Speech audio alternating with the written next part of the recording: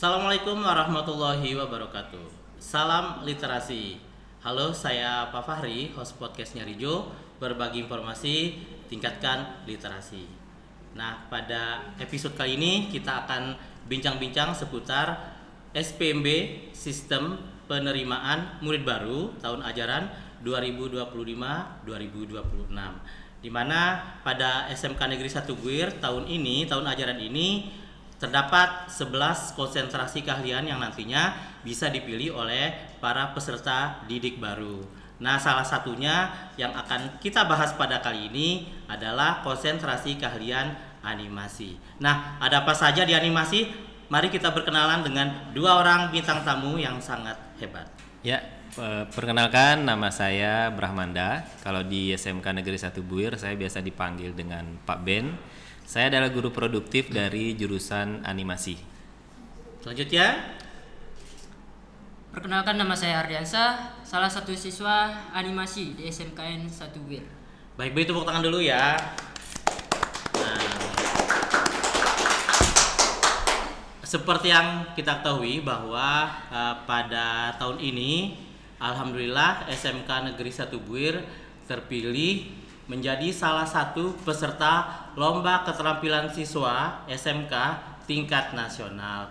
Nah, salah satunya konsentrasi keahlian yang dipilih oleh provinsi adalah animasi. Nah, saya ingin bertanya-tanya dulu nih pada pembimbingnya Pak Ben ya, selaku pembimbing. LKS tahun ini apa bedanya dengan LKS tahun sebelumnya? Kalau tidak salah dulu pernah SMK Negeri 1 Buir mengikuti lomba dari jurusan animasi. Mungkin bisa dijelaskan, Pak. Ya, baik Pak Fahri. Jadi LKS itu adalah lomba kompetensi siswa. Jadi di mana setiap jurusan di SMK itu kan punya keahlian masing-masing. Ya. Nah, di lomba inilah nanti akan diadu ya, antara sekolah atau mungkin antar kabupaten, provinsi, bahkan mungkin sampai nasional. Bahkan ada tingkat dunia itu disebut dengan World Skill Competition ya. Nah, tahun 2022 animasi seperti yang Pak Fahri sampaikan tadi, kita pernah ikut ajang yang sama untuk 3D Game Art. Itu angkatan pertama animasi mengikuti lomba LKS di tahun itu dan mampu tembus ke provinsi, kemudian lanjut ke nasional dan menjadi juara 3 di tingkat nasional. Nah, kalau untuk perbedaannya tahun ini dan tahun sebelumnya, karena untuk 3D Game Art sendiri itu Pak Fahri sempat vakum 2 tahun dia. Jadi terakhir itu tahun 2022, 2023 dan 2024 itu tidak dilombakan dan tahun ini baru dilombakan. Nah, kalau di tahun 2022 itu sempat diadakan kompetisi tingkat kabupaten ya, untuk naik ke provinsi, kemudian nanti provinsi yang ke nasionalnya. Nah, kalau untuk tahun ini karena ada kebijakan untuk efisiensi anggaran Pak Fahri ya, jadi kemarin ada rapat MKKS itu menghasilkan keputusan bahwa perwakilan yang akan mewakili provinsi NTB ke nasional itu ditunjuk atau dipilih berdasarkan track record. Apakah pernah menjadi juara atau prestasi sebelumnya. Kemudian dilihat juga dari persiapan siswa atau sekolahnya sejauh mana untuk sudah persiapan dan kedepannya apakah yakin atau bisa fokus untuk membanggakan nama SMK NTB. Jadi itu perbedaannya. Oke, seperti itu. Baik. Tadi saya sempat mendengar ada bahwa lomba yang dipilih adalah 3D Game Art. Iya, betul. Apakah di cabang lombanya untuk animasi sendiri hanya 3D Game Art atau bagaimana? Ya, kalau untuk animasi sendiri, jurusan animasi memang fokusnya itu di 3D Game Art. Ya. Kalau di tahun-tahun sebelumnya ada juga kayak contohnya anak DKV multimedia itu ada yang mengikuti lomba 3D Game Art. Tapi kalau untuk tahun ini biasanya langsung difokuskan ke jurusan yang memang ada pelajarannya, ada prakteknya. Nah, di animasi itu juga memang fokusnya juga di 3D modeling ya, 3D modeling. Sekilas saja Pak Fahri, jadi 3D Game Art itu lomba yang dikompetisikan atau dilombakan untuk membuat aset game. Ya, jadi kayak karakter, armor dan lain sebagainya itu dibuat oleh anak-anak animasi seperti itu Pak Fahri. Oke, berarti ini nanti kalau di 3D Game Art ini berarti siswa itu bisa menerapkannya, terutama yang suka hobi game online ya. Iya, betul. Sport game online. Betul sekali. Iya. Kalau untuk 3D Game Art sendiri, dukungan dari sekolah bagaimana, dari segi fasilitas, mungkin dari segi waktu pembinaannya bagaimana? Bisa diceritakan? Ya, kalau yang kami rasakan dukungan dari sekolah khususnya di SMK Negeri 1 Buir Pak Fahria itu sangat besar sekali, karena ini juga mewakili sekolah di tingkat provinsi dan tingkat nasional. Jadi oleh Bapak Kepala Sekolah kami dikasih dukungan penuh. Salah satunya adalah bisa memanfaatkan waktu belajar yang lebih luas, lebih fleksibel. Jadi Ardi kalau misalnya ada pelajaran di kelas ya itu masih diperbolehkan atau diizinkan untuk latihan di studio. Ya, kalaupun nanti memang ada tugas ya tetap dia harus mengerjakan gitu, tapi tidak harus selalu ada di kelas. Kemudian kalau fasilitas, kebetulan kita di tahun 2024 itu Pak Fahri mendapatkan bantuan BOS kinerja. Nah, itulah yang dari sekolah akhirnya kami dibelikan 2 perangkat laptop ya, dan itu sangat mendukung untuk kompetisi ini. Nah, itulah yang kita manfaatkan di studio. Begitu juga dengan Bapak Kepala Sekolah sudah menyampaikan juga. Jadi selama proses latihan kalaupun ada lembur itu nanti silakan ke kantin Nyer Ijo ya, boleh makan di situ, nanti sekolah yang akan membiayai. Itu Pak Fahri dukungan dari berarti sekolah. intinya didukung penuh ya oleh sekolah penuh, ya. betul. Berarti Ardi harus semangat berprosesnya. Nah, untuk Ardinya sendiri nih, bagaimana perasaannya setelah terpilih menjadi salah satu peserta yang insya Allah akan berangkat ke Jakarta tingkat nasional? Bagaimana perasaannya? Ya, perasaan saat ini sih senang bisa membanggakan kedua orang tua, dan kita juga mewakili sekolah kita. Terus hari-harinya bagaimana dalam mempersiapkan untuk menuju lomba yang mungkin menurut kebanyakan orang tidak mudah tuh? Bagaimana menurutmu mempersiapkannya bagaimana? Ya, mempersiapkan, kalau tentang persiapan ya, saya sih sudah dari dulu persiapkan dari kelas 10. Itu awal kita belajar Blender itu juga agak susah. Blender itu apa ya? Blender itu adalah aplikasi ya, tempat untuk membuat sebuah karakter atau objek-objek. Berarti dari sudah kelas 10 memperdalam ilmu ini ya. Awalnya sih memang susah gitu. Tapi saat saya melihat tutorial, nemunya yang gini kok hasilnya keren gitu. Lalu saya selalu mencoba walaupun salah-salah gitu kan. Iya. Berarti artinya tidak harus apa yang ilmu yang dapat di sekolah, tapi di luar juga. Ya. Ardi juga mencari sendiri ya, seperti itu ya. Itu namanya belajar mandiri, bagus. Nah, kemudian selama ini tantangan buat Ardi yang tersulit apa? Yang tersulit? Iya, tantangannya apa yang tersulit? Tantangan yang tersulit itu kalau belajar itu kan susah gitu kan. Ada yang susahnya itu di bagian kita kalau sendiri terus bertanya ke siapa ya? Kalau susah ini tuh terus minta bantuannya ke siapa gitu. Oke. Berarti dalam mencari perkembangan ilmunya sendiri. Jadi berarti Ardi tidak hanya bertanya kepada guru pembimbing ataupun guru-guru berikutnya, tapi juga harus mencari sendiri mungkin itu tantangannya ya. Baik. Selanjutnya kalau dari guru-guru jurusan, bagaimana dukungan para bapak ibu guru, kemudian dari jurusannya bagaimana dukungannya? Luar biasa. Ya, bisa diceritakan luar biasanya seperti apa? Karena semuanya itu mendukung tuh, biar supaya saya itu bisa semangat. Oke, seperti itu ya. Kemudian harapan kamu apa untuk nanti setelah mengikuti LKS ini? Harapannya apa? Harapan saya ikut LKS ini Ya semoga bisa mengharumkan sekolah kita dan juga semua yang kita Juara ya pastinya. Iya. Oke.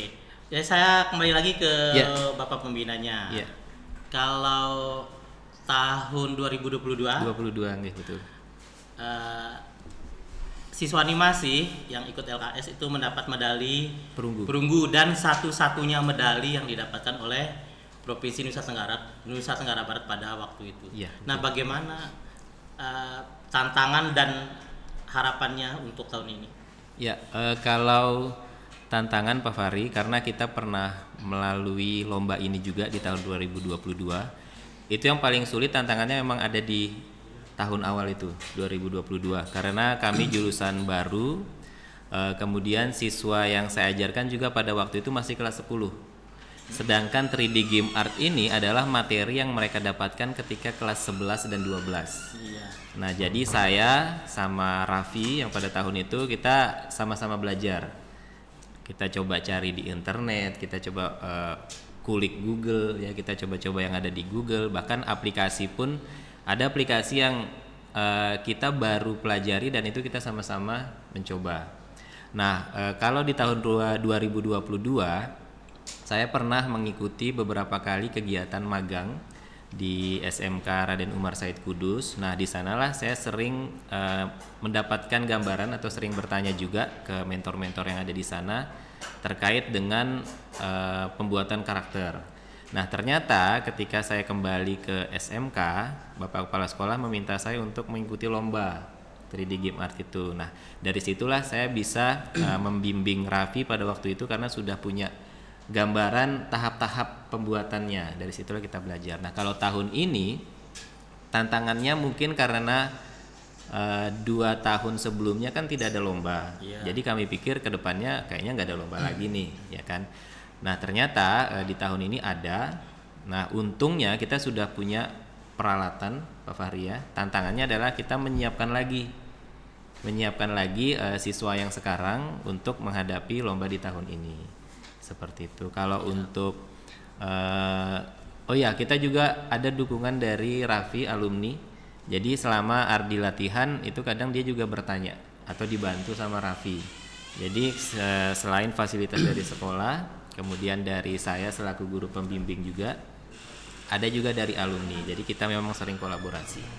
Kalau untuk harapannya, sebenarnya saya nggak muluk-muluk, sama seperti Raffi. Juara ataupun tidak itu urusan terakhir. Yang penting dia berjuang dulu, mencoba dulu ya, berusaha dengan usahanya sendiri. Ya kalau misalnya memang nanti juara itu udah rezekinya, ya kan. Tapi memang target kita tahun ini adalah bisa menyamai di 2022 atau lebih tinggi lagi. Ya, juara 2 atau juara 1 insya Allah. Iya. Seperti itu. Berarti untuk tahun ini sudah ada referensi ya, sudah ada gambaran. Referensi, betul. Dan mudah-mudahan nantinya kedepannya bisa melampaui juara-juara atau melampaui prestasi sebelumnya. Ya, siap. Oke, selanjutnya kita ganti ke topik lain ya. Oke, boleh. Kan sebentar lagi nih, atau bahkan sudah masuk SPMB nih, sistem penerimaan murid baru. Tahun ajaran 2025-2026. Pertanyaan saya, kenapa harus siswa kelas 9 kenapa harus memilih animasi? Pastinya kan? Ya, kan? betul. Ya. Nah. Kenapa harus memilih animasi? Boleh dari Ardi dulu. Oke, dari Ardi. Kenapa harus memilih animasi, Ardi? Saya Iya. dulu saya memilih animasi karena saya ingin melihat apa sih itu animasi, dan salah satunya dulu ada kakak kelas dan saya mengikuti jurusan tersebut. Apa sih asiknya? Saya tanya kepada kakak kelas, apa sih asiknya? Yeah. Wih, lumayan asik nih. Kita bisa membuat karakter dan membuat video kita sendiri. Lalu bisa dimasukin ke YouTube, Facebook atau apalah untuk bisa dilihat. Nah, lalu di situ saya pun tertarik. Iya. Dan saya pun masuk ke jurusan animasi. Oke, berarti nanti kalau pengen lihat hasil karyanya Ardi mungkin ada video-video di YouTube kali ya, di YouTube sekolah. Ada channelnya nanti. Ada channelnya nanti. Iya. Nanti bisa dia di sana. Tuh. Nah, kalau dari Pak B-nya sendiri, kalau tadi kan sebagai pembimbing, pembinanya, sekarang kalau sebagai guru produktif animasi, kenapa harus memilih konsentrasi keahlian animasi? Kenapa? Oke, saya sebagai guru produktif animasi Pak ya, kenapa harus memilih jurusan animasi? Iya. Ya, dari sekian banyak jurusan di SMK Negeri 1 Buir. Itu yang pertama adalah sekarang Pak Fahri, perkembangan teknologi itu semakin meningkat. Salah satunya adalah di pembuatan konten-konten digital. Ya, mungkin dari adik-adik kelas 9 atau SMP gitu kan pasti sering buka TikTok, buka Instagram ya kan, atau mungkin buka sosmed. Di situ pasti ada animasi ya, pasti ada editing video juga ya, atau mungkin pembuatan konten-konten yang lain termasuk perekaman suara dan lain sebagainya. Nah, untuk mendukung perkembangan zaman seperti itu, di animasi lah nanti akan dipelajari skillnya ya, karena di animasi itu gambarannya bukan tentang membuat cerita animasi saja, bukan membuat gambar sketsa dan lain sebagainya, tapi lebih luas ya kan. Membuat video juga ada di animasi, merekam suara narasi juga ada ya, atau mungkin konten-konten lain yang sering dilihat di digital. Itulah kenapa harus, atau ya pokoknya harus memilih jurusan animasi seperti itu. Kalau boleh tahu di lab komputer, di labnya animasi sudah ada peralatan apa saja yang mungkin bisa nantinya anak kelas 9 SMP begitu masuk ke SMK 1 Buir, terutama ke jurusan konsentrasi keahlian animasi, mereka langsung mendapatkan hal yang istimewa seperti itu. Kira-kira sudah ada apa saja di lab animasi? Baik. Pak Fahri, ini angkatan yang sekarang itu sudah memasuki angkatan keempat ya. Kalau kita sebutnya di jurusan animasi itu adalah gen. Jadi angkatan pertama itu adalah gen 1 atau generasi 1, 2, 3 dan keempat. Nah, Ardi ini dia ada di gen 3. Nah, kita otomatis sudah mau masuk tahun ke-5 lah animasi. Nah, dukungan dari sekolah juga sangat besar. Salah satunya adalah kita punya saturasi studio namanya Pak Fahri. Saturasi studio itu adalah studio yang dibuat untuk memfasilitasi anak-anak animasi bisa berkarya, bisa menghasilkan produk ya. Jadi sedikit gambaran Pak Fahri, di SMK Negeri 1 Buir itu ada lab komputer. Kemudian ada studio untuk teaching factory kalau kita sebut ya, pembelajaran berbasis industri kayak gitu.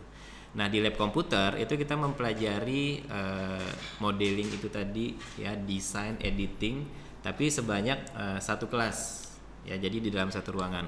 Kalau di studio itu bebas bebas dalam artian bisa sebanyak satu kelas untuk praktek di studio, atau beberapa anak yang mau memanfaatkan waktu luangnya, misalnya jam. Jadi fleksibel ya kan, bahkan pulang sekolah pun bisa mereka pakai untuk produksi seperti itu Pak Fahri. Nah, kalau untuk fasilitas yang ada di studio, kita sudah ada laptop ya, ada 2 laptop Asus TUF Gaming yang bisa mereka pakai karena itu spek untuk animasi. Kemudian ada juga komputer untuk produksi ya kan, dan beberapa perangkat lainnya. Nah, kita juga punya mesin 3D printer Pak Fahri. Jadi anak-anak animasi itu mereka bisa berwirausaha dengan menjual merchandise. Nah, merchandise-nya itu dicetak menggunakan 3D printer. Seperti itu. Jadi selain mereka bisa belajar memproduksi 3D produk 3D, mereka juga bisa menjual. Nah, selisih harga yang mereka tawarkan ke pembeli itulah yang menjadi uang sakunya mereka selama ini. Berarti selain mendapatkan ilmu juga bisa sambil berwirausaha. Betul sekali. Karena slogan dari SMK sendiri BMW. Bekerja, melanjutkan dan berwirausaha. Iya. Betul. Berarti Adi juga harus bisa memanfaatkan itu ya. Iya. Ada sisi dunia usahanya di samping ada dunia edukasi pendidikannya. Iya. Kalau Ardi ini Pak Fahri dia sudah sering ngejual merchandise itu.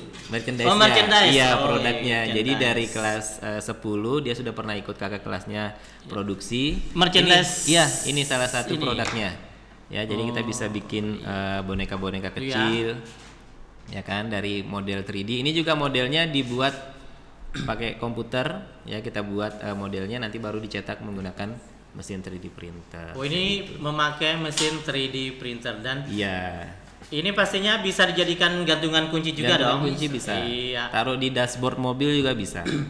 Keren Seperti ya. itu, betul. Oke. Nah, Gen Juara. Iya. Jadi ini hasil buatan dari konsentrasi keahlian animasi.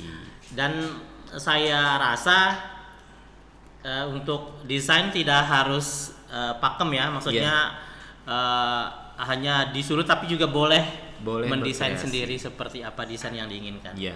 Kalau kita sebutnya di jurusan tuh eksperimen. Oh, eksperimen. Eksperimen. Berarti siswa bebas bereksperimen Bebas apapun berekspresi, yang mereka betul.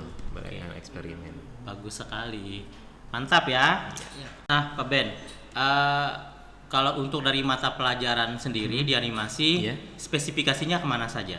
Oke, untuk animasi sendiri, karena animasi sebenarnya itu kan luas, Pak. Ya. Kalau kita mengacu pada industri animasi yang sesungguhnya, itu proyeknya dia banyak atau bidang pekerjaannya itu luas, ya kan?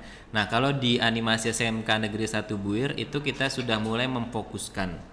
Kalau di kelas 10 sama kelas 11 awal itu kita memfokuskan mereka untuk pembuatan konsep art. Ya, jadi konsep art karakter, kemudian objek, bahkan environment, ya itu mulainya dari 2 dimensi dulu. Kemudian kalau untuk di kelas 11 sama kelas 12 itu mereka baru mulai menginjakkan pembelajaran mereka itu di 3D modeling. Jadi nanti hasil dari konsep art di kelas 10 itu akan mereka pakai di kelas 11 dan 12. Jadi nanti disambungkan, biasanya di film animasi kan ada backgroundnya. Nah, backgroundnya tuh kita bisa pakai gambar 2D, 2 dimensi. Nah, nanti karakter atau objek animasinya tuh yang 3D-nya. Jadi kita kayak kolaborasi dari kelas 10 sampai dengan kelas 12. Itu kalau untuk pembelajaran di jurusan animasi. Ditambah juga yang lainnya. Salah satunya adalah editing video, kemudian desain juga ada, vektor, menggambar dan sebagainya. Itu kalau untuk dari segi pelajaran, Pak Fahri. Komplit sekali ya? Komplit. Nah, tadi ada saya dengar industri-industri. Nah, ngomong-ngomong dunia industri, SMK lagi. Animasi, untuk konsentrasi kalian animasi ini sudah bekerja sama dengan Dudika, dunia industri mana saja? Oke, kalau kita di animasi SMK Negeri 1 Buir, kebetulan karena posisi kita kan ada di NTB, di Pulau Sumbawa. Kalau untuk industri animasi sendiri di Pulau Sumbawa itu masih sedikit, Pak Fahri, karena memang untuk industri ini banyaknya di Jawa, Bali, ya, kemudian di Batam apalagi lebih banyak. Nah, strategi kami adalah mencari rekanan atau teman-teman kreatif yang ada di Pulau Sumbawa. Salah satunya kita punya partner, ya, kita sebutnya partner industri, ada di Seteluk, namanya Mas Wawan Saputra. Beliau itu adalah seorang 3D ilustrator, kemudian videografer juga di Seteluk, tapi memang dia bidangnya freelance tapi punya industri juga di Mataram. Nah, itu yang kita ajak kerjasama untuk pembinaan siswa atau mungkin waktu ujian juga. Nah, kemudian kalau untuk industri lain yang pernah kami komunikasikan itu ada di Bali, ya, ada di Jawa juga, di Malang khususnya, karena salah satu alumni kami, si Raffi itu pernah PKL juga di Malang, ya. Tapi memang kalau untuk proses pembelajarannya kita biasanya by online, Pak Fahri. Jadi dari sana mungkin nanti lewat Zoom, ya. Jadi kalau ditanya untuk industri animasi yang fokus di animasi memang tidak banyak.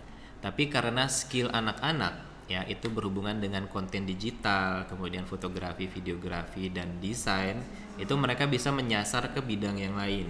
Contohnya kalau di Pulau Sumbawa dan Pulau Lombok itu kan ada studio foto, video, kemudian ada percetakan juga. Nah, biasanya skill-skill anak-anak animasi juga bisa dimanfaatkan di situ.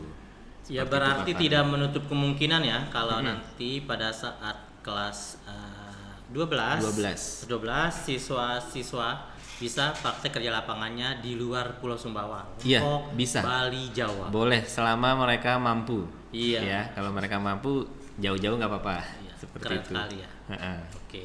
Nah, untuk yang terakhir nih, untuk Ardi dan juga Bapak pembinanya, promosikan dong jurusannya, mengajak anak kelas 9 SMP untuk bergabung di jurusan animasi. Silakan. Oke, Ardi dulu atau saya langsung nih? Ari dulu deh. Ardi dulu, silakan. Ya.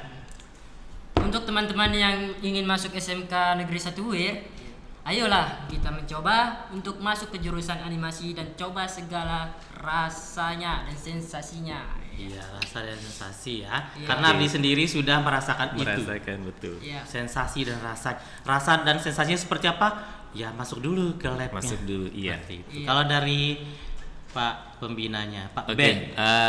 untuk adik-adik kelas 9 yang baru lulus SMP, kalian bisa mendapatkan informasi tentang jurusan animasi. Kita punya websitenya, nanti tayangkan di bawah, Pak ya. Di sini ya, di sini. di Oh, bawah ada, sini di sini. ya. Di saya Pak ya. Ya. Jadi websitenya Di sini adalah animasi.smkn1buir.sch.id ya. Jadi segala informasi tentang animasi sudah ada di situ. Kita juga punya Instagram untuk aktivitasnya di @anima.smkn1buir ya. Jadi saya tunggu kalian di jurusan animasi. Ayo kita berkreasi, kita menghasilkan produk, kita membuat konten digital dan Belajar bersama. Wih, tepuk tangan dulu dong semuanya. Nah, kita sudah ada di penghujung acara kita. Saya ucapkan terima kasih kepada Pak Ben ya, sama-sama dan Pak juga Fadli. Ardi. Mudah-mudahan sukses LKS-nya bulan Amin. 7 ya. Iya, bulan Juara 7. 1 deh, jangan juara yang lain ya. Amin. Ya, harus juara 1. Baik, demikian podcast sesi kali ini. Saksikan podcast kami di sesi-sesi berikutnya. Jangan lupa selalu menyimak tayangan-tayangan kami di YouTube podcast Nyiar Ijo. Demikian untuk hari ini. Saya Papa undur diri. Podcast Nyiar Ijo, berbagi informasi, tingkatkan literasi. Salam literasi. Wassalamualaikum warahmatullahi wabarakatuh. Waalaikumsalam. Terima kasih banyak, Bu Fahri.